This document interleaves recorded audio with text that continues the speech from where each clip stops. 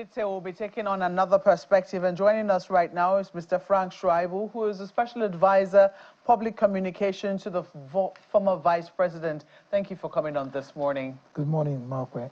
I'm sure you've heard some of the things that Mr. Larry Olayinka has said. I mean, he didn't mince words. He said good riddance to bad rubbish. I shudder to use those words, but that was exactly what his reaction was. And I'm sure you've also seen a host of other reactions that have been coming in the wake of the vice president making his intention to leave the People's Democratic Party. Would you say that he is giving up so easily? Giving up? Yes. I'm not sure. I think that would be a wrongful use of adjective to say that he's giving up. He can't give up. Atiku will not give up until he sees a better Nigeria. Atiku will not give up until we get rid of this rudderless government. Atiku will not give up until we have good leaders for the country called Nigeria. Now, leaving the PDP is not about, it's not about fear or about capitulation. It is about making an informed decision based on principle. Instead of remaining in the party like some charlatans do, you know, to fight within the party and destroy the party. He does not tread. You know, if you know Atiku's politics, you know that he's a very decent and disciplined man. He does not engage in those kind of theatrics. He will not remain in the party to fight, to destroy the same party that he helped to build, like some characters are doing now. But in as much as we will not elevate them by responding to them, the beauty is simple.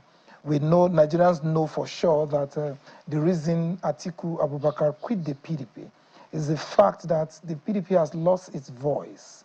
It has lost its fervor. It has lost its vitality to serve as the right opposition to this government, to this clueless government in power. And what do you need? If Atiku remains there, there is no way you can confront this kind of rudderless leadership with a party that is not functioning as an opposition, a party that has been infiltrated by this government, that is on the verge of, or that is on a search and on a mission to recreating what we call a one-party state. And what was Atiku's position? He said, look, we cannot continue like this. I cannot remain here in a party that has no voice, in a party that cannot act, that cannot confront bad governance. Instead, if I do so, I will be, in fact, history will be unkind to me. I'll be leaving over 200 million Nigerians in chains. What is the chain in question? We're talking of a government that is desperate to create what we call a one-party state. And when there is a one-party state, it means that the destiny of over 200 million Nigerians is under lock and key. And if our destinies, our collective destiny as a people is under lock and key, because there will be no alternative. Because that is what they are angling for. And if they're angling for a party where you and I do not have an alternative, apart from being in chains and being in bed with them and to live and wake up to bad leadership, to hunger and poverty, then he would have failed in his time. Have you seen some of the reactions that have trailed his resignation? I'm sure that you've seen the headlines this morning. Take a look at, for instance, at the Daily Trust. Yeah. They say Makinde, Kayamo, others react as Atiku quits PDP again. I do not know how that again hits you. I'll tell you something, Mark. You know, madness on its own is a point of view. Madness? Yes, it's a point of view. What is the madness you see here? The import here is that everyone is entitled to the way he or she wants to interpret or react to Atiku's departure from the PDP. For Kayamo, for instance, I would ask, what is he afraid of? I remember vividly the moment we unveiled the ADC, for instance. Just 2 minutes after the unveiling of the ADC, the first person who reacted was Festus Keyamo, a serving minister of the Federal Republic of Nigeria, who did not hide, who did not even conceal the fears of the Federal Executive Council, you understand, which he is a member, when he said that, look, the best thing to do in this alliance is to give the ticket of the ADC to Mr. Peter Obi, as if the ticket of the party is a pot of porridge.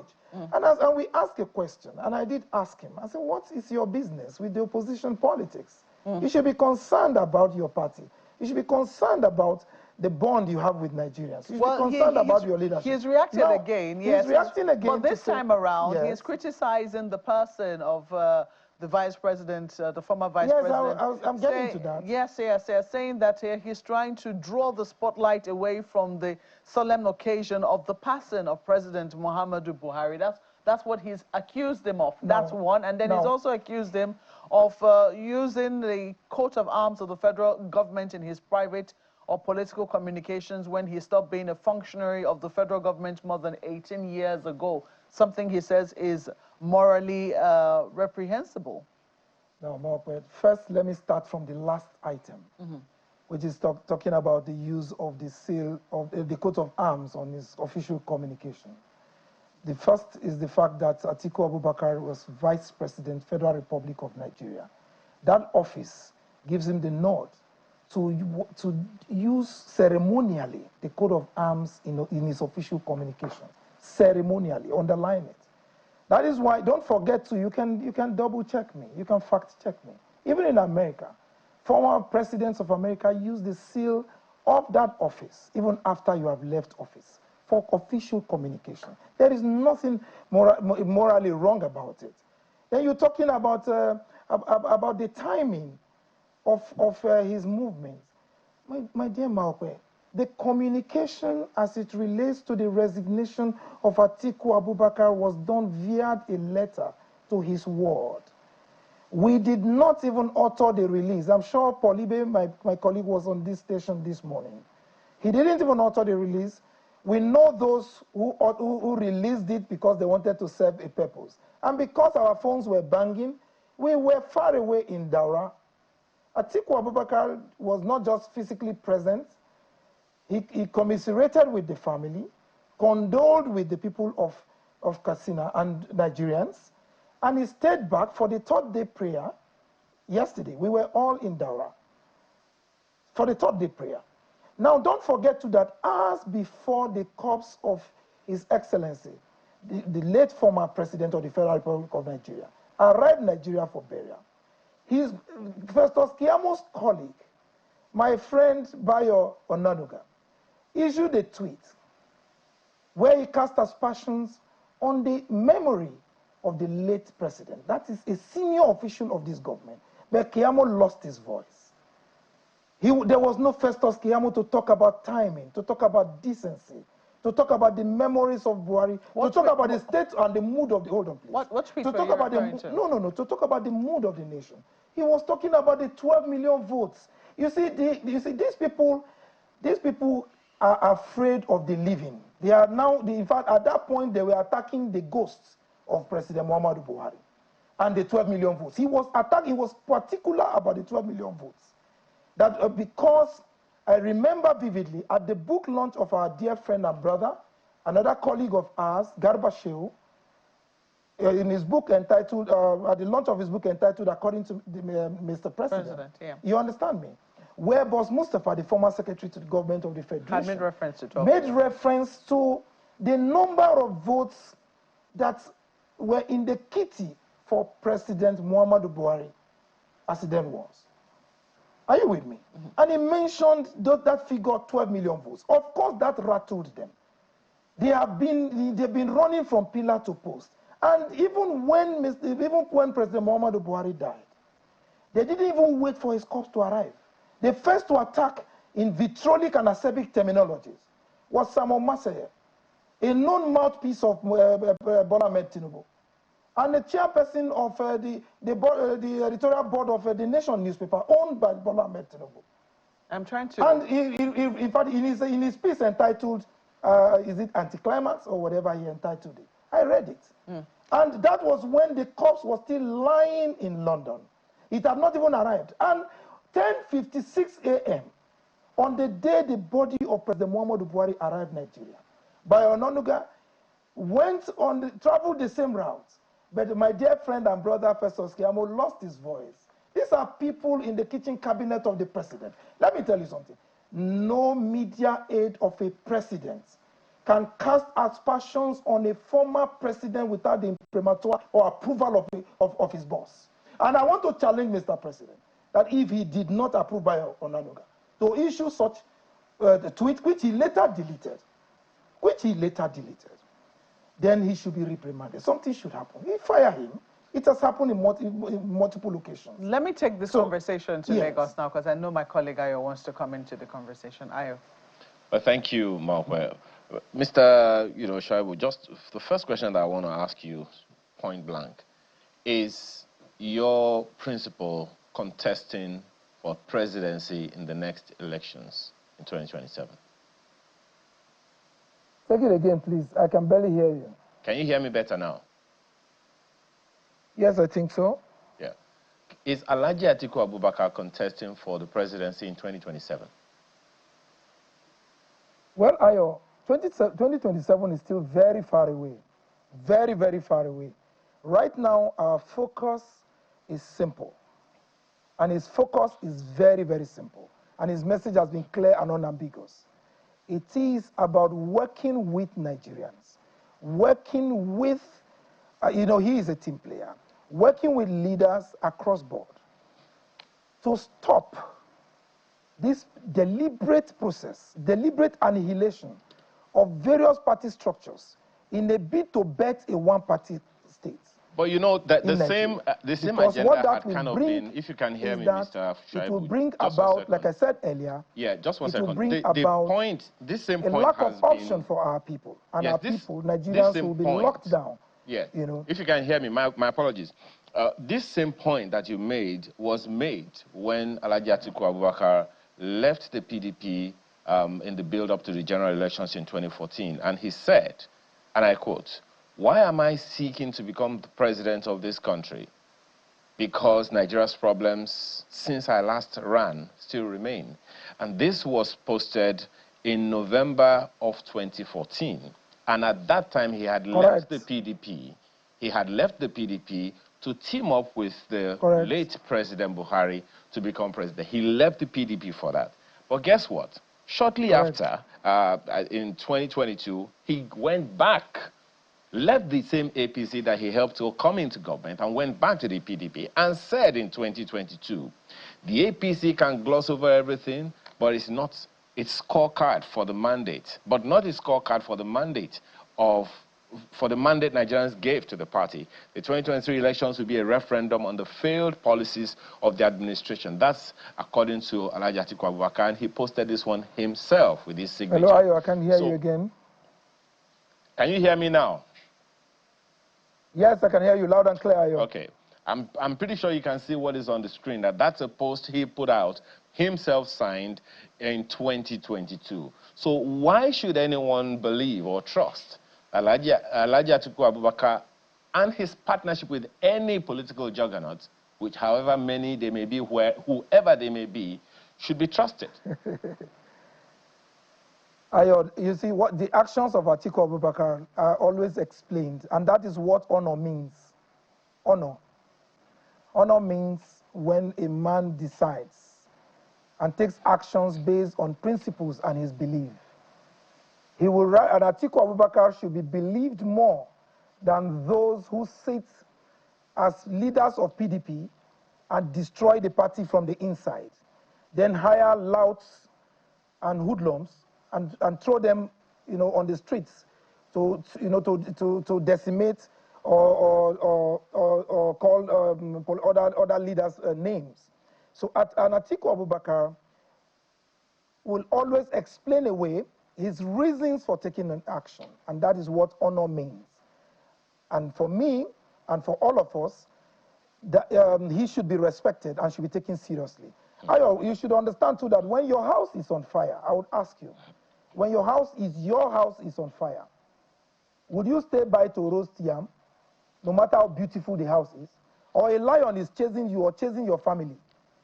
If a lion is chasing your family, no matter how, a beautiful bride you have seen and you want to pluck flowers for, will you stop by to say you want to pluck flowers for that bride? The danger here is bigger than what we are talking about. The danger here is that Nigeria is drifting perhaps into one of a the one-party challenges here. Just a second. Because I think that fact of hold on, Ayo. All right. It's not a monologue. You asked a question, and I think I deserve I deserve... oh, yes, you do. I'm just trying to see how much we can pack into the little time now, that we have. That's why. The question here is that, like I said, if you are being chased, your family members are being chased by a lion, like it's happening now, where parties have been infiltrated and been muzzled, and in fact, they have been decimated, and there is no opposition. And what we see is a clear case of a country drifting into a one-party state. And he has chosen to say, and elected to say, look, PDP as it is has lost its voice. It has lost its favor. It has lost its vitality. It is no longer what it used to be.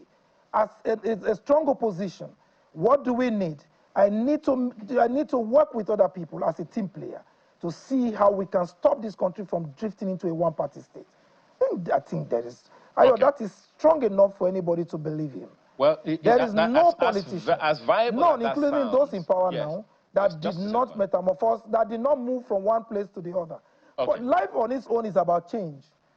Okay, but it raises a number of other questions, Mr. Shuaibu. Let's make this as brief as possible, if you can hear me. Everybody. Yes, just 1 second, Mr. Shuaibu, if you can hear me. It begs a lot of questions because some of the analogies that you gave, a number of people will be wondering how that is possible. First of all, house burning, there's the reason we have insurance. Was there any insurance built into the PDP?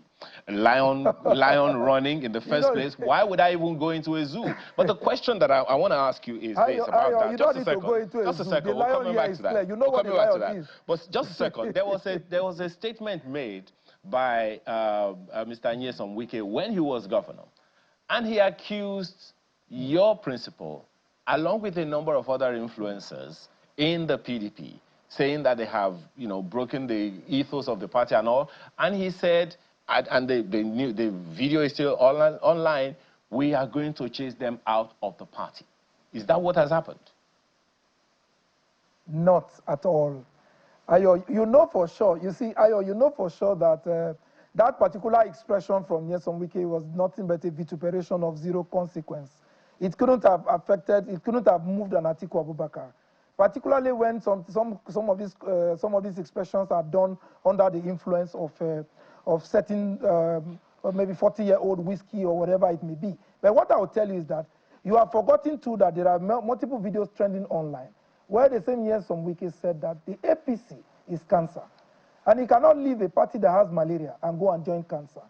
But today, he's the campaigner-in-chief of the same party. So you see, I need you as professional journalists to interrogate some of these things. Than to begin to draw comparisons and bring some of these kind of expressions to interrogate this situation as it is now. Atiku Abubakar is far more decent, far more decent than what we are talking about.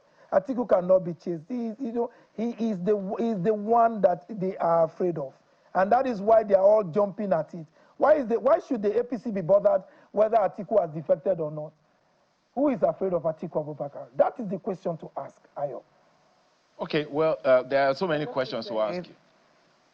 Let's go ahead. Go ahead, Markwe.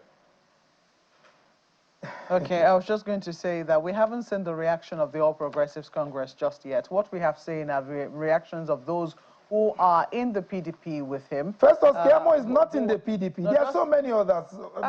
You wouldn't let me land. I mean, yes, I'm saying we've not seen the official reaction of the All Progressives Congress as a party. He is a minister, a federal minister, but he doesn't speak for the APC, or does he? Then we also have reactions of people like Governor Makinde who've spoken. We've seen a number of other reactions as well, which we're still trying to collate. But clearly, we have not yet seen the reaction. What are your own expectations now? Because, yes, we've seen the resignation of the vice president, and we've also seen the resignation of Aredele Momodu for this ADC. Are you hoping, because there had been the big question as to how was this coalition going to set off in the first instance? Because a lot of people that had come out for the coalition were still in their political parties when they came out. So is the vice president, the former vice president, trying to send a signal to the other people who are supposed to be in this coalition that if indeed they are serious about this coalition, this will be the way to go? Markwe, he does not need to send a signal. You know, you have to lead by example. Atiku is simply a man who leads by example. It is his conviction. He has elected, like I said, I told you the reason he left the PDP, the reason he quit the PDP. And if you have not forgotten, I know that Channels Television transmitted live after the last elections in 2023, when he did a live broadcast, you know, and he did say that, look, I will not quit politics.